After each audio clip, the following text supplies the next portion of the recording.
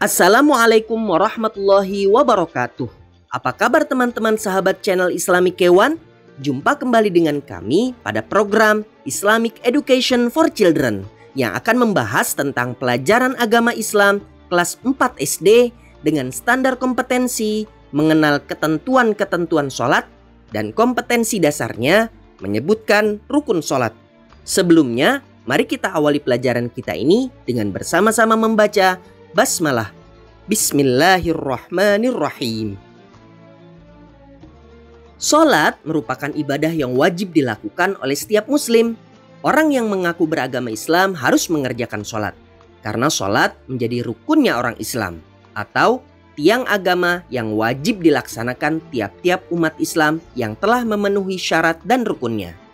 Barang siapa yang meninggalkan salat, berarti dia telah merobohkan agama.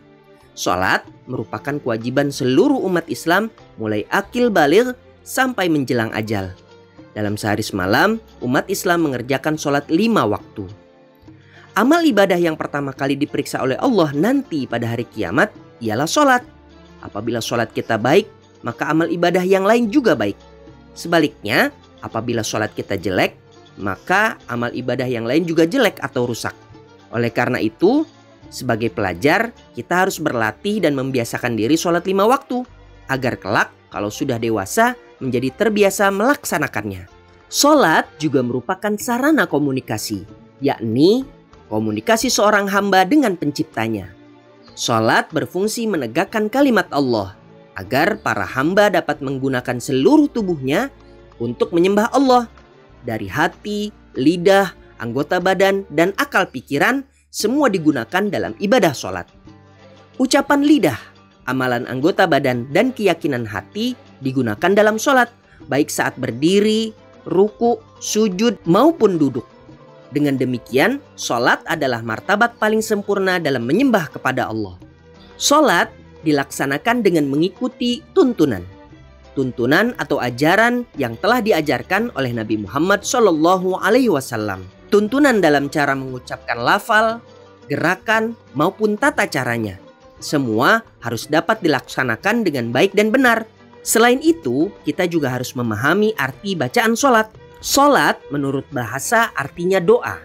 Adapun secara istilah, sholat berarti perkataan dan perbuatan yang dimulai dengan takbir dan diakhiri dengan salam dengan syarat dan rukun tertentu. Sholat merupakan rukun Islam yang kedua. Artinya keislaman seseorang tidak akan sempurna jika belum melaksanakan kewajiban sholat. Umat Islam harus melaksanakan sholat dan tidak boleh meninggalkan sholat walaupun dalam kondisi apapun. Kalau berdiri tidak mampu, dibolehkan sholat sambil duduk. Jika duduk tidak mampu, boleh berbaring. Apabila berbaring pun tidak mampu, maka sholat dengan bahasa isyarat. Hukum melaksanakan sholat adalah fardu ain, artinya wajib bagi setiap umat Islam. Namun demikian, melaksanakan kewajiban sholat harus terlebih dahulu mengetahui ketentuan-ketentuan dalam sholat, dengan tujuan agar sholat yang kita laksanakan bertambah khusyuk dan diterima oleh Allah Subhanahu wa Ta'ala, sehingga pahala akan kita dapatkan. Seringkali kita lihat orang yang rajin sholat, tetapi dalam pelaksanaannya banyak kekurangan dan kesalahan karena ibadahnya tidak dibarengi dengan ilmu pengetahuan. Dengan demikian, mempelajari ilmu tentang sholat harus kita lakukan dengan sungguh-sungguh. Jangan sampai sholat yang kita laksanakan sia-sia dan tidak mendapat pahala dari Allah Subhanahu wa Ta'ala. Oleh karena itu, mari kita pelajari ketentuan sholat fardu yang sesuai dengan ketentuan dan ketetapan yang telah ditetapkan oleh Allah dan dicontohkan oleh Nabi Muhammad SAW. Rukun sholat.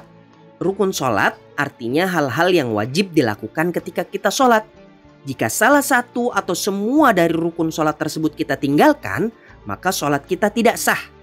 Kalau sholat tidak sah, maka sholatnya tidak diterima oleh Allah Subhanahu wa Ta'ala. Adapun rukun sholat adalah sebagai berikut. Yang pertama adalah mengucapkan niat. Niat boleh diucapkan dan boleh dalam hati sesuai dengan sholat yang akan kita kerjakan.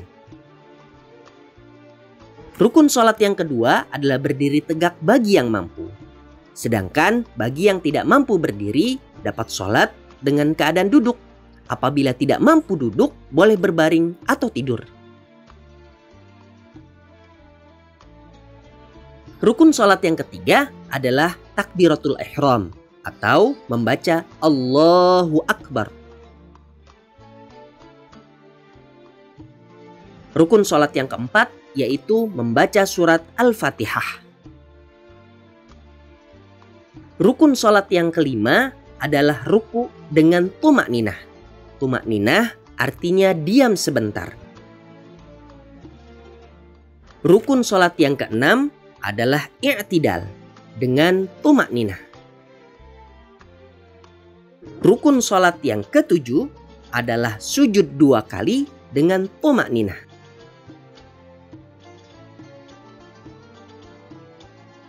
Rukun sholat yang ke-8 adalah duduk di antara 2 sujud atau disebut juga dengan duduk iftirash dengan tumakninah. Rukun sholat yang ke-9 adalah duduk yang terakhir atau disebut juga dengan duduk tawarruk. Rukun sholat yang ke-10 adalah membaca tasyahud akhir. Rukun sholat yang ke-11 adalah membaca sholawat atas Nabi Muhammad SAW ketika duduk akhir atau duduk tasyahud akhir. Rukun sholat yang ke-12 adalah mengucap salam yang pertama. Rukun sholat selanjutnya yang terakhir atau yang ke-13 adalah tertib atau menertibkan rukun. Artinya kita meletakkan tiap-tiap rukun sesuai dengan urutannya. Teman-teman sahabat channel Islami K1, begitulah pelajaran kita pada hari ini. Jangan lupa melihat video kami yang lainnya. Kalian dapat memperdalam materi tentang rukun sholat dengan mengulang video ini. Sampai jumpa kembali pada pertemuan berikutnya. Wassalamualaikum warahmatullahi wabarakatuh.